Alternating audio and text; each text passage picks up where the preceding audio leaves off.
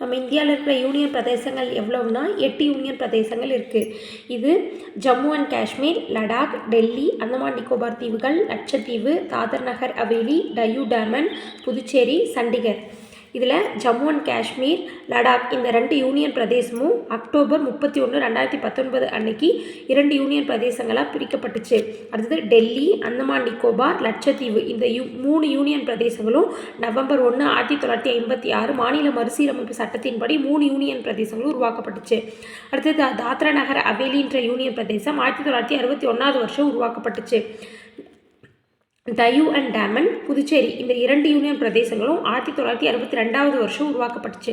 அடுத்தது சண்டிகர் என்ற யூனியன் பிரதேசம் 1966 வருஷம் உருவாக்கப்பட்டுச்சு. இதில் மொத்தம் 9 யூனியன் பிரதேசங்கள் இருக்குது. ஆனால் இதில் தாத்ரா நகர் ஹவேலி அப்புறம் டையூ டாமன் இந்த 2 யூனியன் பிரதேசங்களும் ஜனவரி 26, 2020 அன்னைக்கு ஒரே ஒரு யூனியன் பிரதேசமாக ஒன்றிணைக்கப்பட்டுச்சு. ஸோ மொத்தம் 8 இருக்குது இப்போதைக்கு.